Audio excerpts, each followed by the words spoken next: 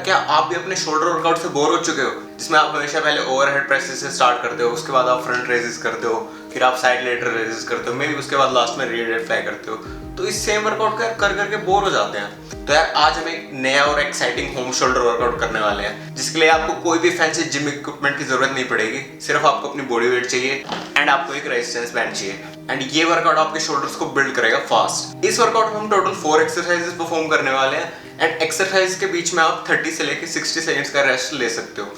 तो बिल्कुल simple format है वर्कआउट का। आप स्टार्ट करते हैं। देखो यार, जो शोल्डर जॉइंट है ना आपका, वो सबसे ज्यादा मोबिलिटी वाला जॉइंट है, एंड जितनी ज़्यादा मोबिलिटी होगी उतना ही ज़्यादा आपको इंजरी का रिस्क भी बना रहता है। तो सबसे पहले हम वो में as a injury prevention protocol rotator cuff activation add कर रहे हैं, जिसके लिए आपको बेसिकली बैंड से एक्सटर्नल रोटेशन परफॉर्म करनी है 15 to 20 रेप्स के लिए। उसके बाद सेम आर्म से इंटरनल रोटेशन परफॉर्म करनी है। इसके भी आपने 15 to 20 रेप्स लगाने हैं, एंड इसको दोनों हाथ से परफॉर्म करना है, यानी कि लेफ्ट और राइट से दोनों से परफॉर्म करना है। रोटेटर कफ ना बेसिकली आपके शोल्डर के स्टेबलाइजर्स मसल्स है, ये एक्टिवेट होते हैं ना प्रॉपर्ली, तो आपके शोल्डर का इंजरी का रिस्क है वो कम हो जाता है। एंड इसी के साथ साथ है ना, आप वार्म अप में बैंड पुल अप पार्ट्स कर सकते हो, इसके भी आप 15 to 20 रेपिटेशंस कर सकते हो, और बैंड ओवर एंड बैक्स कर सकते हो। ये आपके शोल्डर की मोबिलिटी के लिए काफ़ी अच्छा रहता है। तो आपने ना इन सभी चीज़ों के 2 से 3 राउंड कंप्लीट करने हैं, ताकि आपके शोल्डर प्रॉपर्ली प्रिपेयर हो जाए वर्कआउट के लिए। तो यार अब हम अपने मेन वर्कआउट को स्टार्ट कर रहे हैं, जिसके लिए आपको सिर्फ एक वॉल चाहिए, एंड हम करने वाले हैं हैंड स्टैंड पुशअप्स। अब यार हैंड स्टैंड पुशअप्स में ना सबसे पहले तो आपने मैक्सिमम रेपिटेशंस निकालने हैं, जितने भी आप निकाल सकते हो, यानी कि फेलियर निकालना है। उसके बाद आपने जो नॉर्मल हैंड स्टैंड होता है ना, उसको आपने मैक्सिमम होल्ड करना है, यानी कि आपने अपने आप को ना मैक्सिमम पुश करना है, एंड देखना है कि आप कितने सेकंड होल्ड कर सकते हो हैंड स्टैंड को। तो जो लोग हैंड स्टैंड पुशअप्स नहीं कर सकते, उनको सिर्फ हैंड स्टैंड को होल्ड करना है। होल्ड करना ईजी काम है। अब देखो यार, हैंड स्टैंड को ना आप 2 तरीके से कर सकते हो। या तो आपने सिंपली वॉल के ऊपर वॉक करना है ऐसे, ठीक है, और इस पोजीशन को मेंटेन रखना है। एंड अगर आपको ये वाला वेरिएशन डिफिकल्ट लगता है, तो आपने इसका अपोजिट करना है, यानी कि बिल्कुल अपोजिट साइड से फेस कर लेना वॉल को, और हल्का सा किक करके ये वाली पोजीशन मेंटेन करनी है हैंड स्टैंड की। अब यार आपकी चॉइस है, आपको कौन सा सही लगता है। मेरे को पर्सनली वॉल पे वॉक करने वाला ज़्यादा आसान लगता है, बाकी कुछ लोगों को ये वाला आसान लगेगा। तो आपकी मर्जी है, दोनों में से कोई भी कर सकते हो।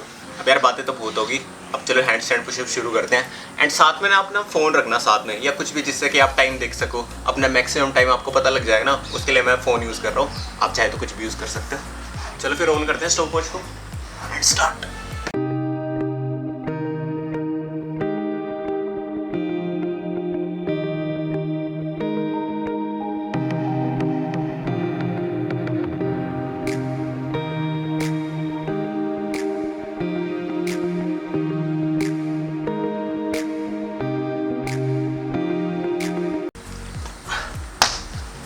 हैंड स्टैंड पुशअप्स करने के बाद शोल्डर को तो स्टिमुलस मिलता ही है, साथ के साथ आपका ब्लड सर्कुलेशन इनसेन हो जाता है बिल्कुल हेड में। मेरा तो यार देखो 1.5 मिनट का हुआ है कुछ होल्ड, बाकी आप सबका अलग अलग होगा। कमेंट्स करके बताना किसने कितना ज़्यादा होल्ड करा, या किसने मेरे को पर्सनली बीट करा है। इसके बाद यार सेकंड एक्सरसाइज में हम अपने रियर डेल्ट्स को ट्रेन कर रहे हैं, जो बैक साइड में होता है ना शोल्डर के, उसको। इसके लिए हम 2 एक्सरसाइजेज लगाएंगे बैक टू बैक, जिसमें सबसे पहले है रियर डेल्ट फ्लाई, उसके बाद है रियर डेल्ट रोज। इसमें हमें सिंपली बैंड अपने चेस्ट के आगे रखना है, उसके बाद हमें एक्सरसाइज परफॉर्म करनी है, एंड दोनों एक्सरसाइजेज के 20 रेपिटेशंस लगाने हैं। सबसे पहले रियर डेल्ट फ्लाई,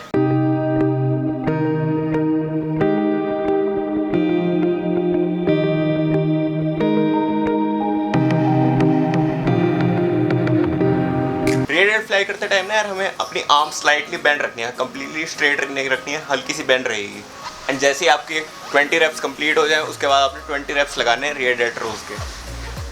इसमें एल्बो हमारी साइड की तरफ फ्लेयर करेगी, बिल्कुल क्लोज टू द बॉडी नहीं रखनी है, साइड में फ्लेयर करनी है। एंड इसकी हमें 20 रेपिटेशंस लगाने हैं।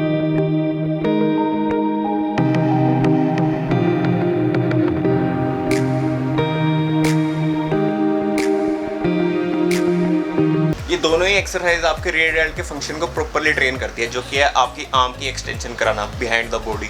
तो ये दोनों एक्सरसाइज उस फंक्शन को ट्रेन करती है। अब यार हम अपनी 3rd एक्सरसाइज लगा रहे हैं, जो कि है शोल्डर के मिडल डेल्ट के लिए, जो बीच वाला पार्ट होता है उसके लिए।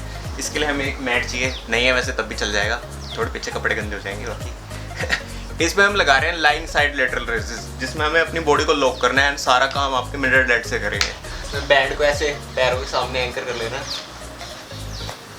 उसके बाद लेट जाना है, उसके बाद साइड लेटरल रेजेस परफॉर्म करनी है।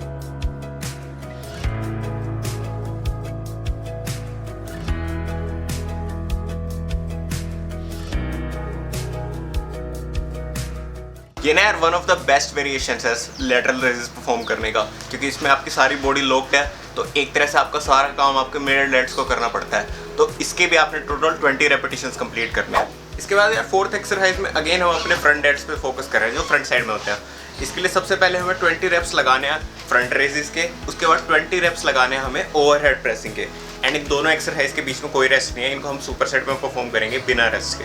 पहले फ्रंट रेस, इसको ना ट्राई करना है कि थोड़ा कंट्रोल फॉर्म में लगाओ, ज़्यादा बिल्कुल चीट नहीं करना है, हल्का स्लो एंड कंट्रोल फॉर्म में लगाने हैं। एंड जैसे इसके 20 रेप्स कंप्लीट हो जाए उसके बाद 20 रेप्स आपने लगाने हैं ओवरहेड प्रेसिंग के।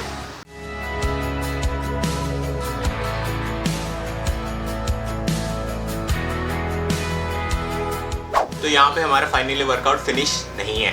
वर्कआउट कैसे फिनिश हो सकता है बिना फिनिशर के? तो इसके लिए हमने एक फिनिशर सेलेक्ट करा है जिससे हम अपने वर्कआउट को फिनिश करेंगे, जिसमें हमें 3 वेरिएशंस लगाने हैं पुशअप्स के बैक टू बैक। जिसमें फर्स्ट वेरिएशन है आपका elevated pike pushups, second variation है आपका pike pushups and third variation है आपका फ्रॉग पुशअप्स। इन तीनों एक्सरसाइज में आपने मैक्सिमम रेपिटेशंस लगाने हैं। पहले आपने मैक्सिमम रेपिटेशंस लगाने हैं एलिवेटेड पाइक पुशअप्स में, उसके बाद पाइक पुशअप्स में, उसके बाद लास्ट में फ्रॉग पुशअप्स में। एंड देखना है कि आप अपने आप को कहाँ तक पुश कर सकते हो। इस फिनिशर के टोटल हम 2 राउंड्स कंप्लीट करने वाले हैं। एक पहला राउंड आपने कंप्लीट करना है, उसके बाद आपने 60 सेकंड्स का रेस्ट करना है, उसके बाद नेक्स्ट राउंड कंप्लीट करना है। चलो फिर स्टार्ट करते हैं। दर्दनाक होगा काफ़ी।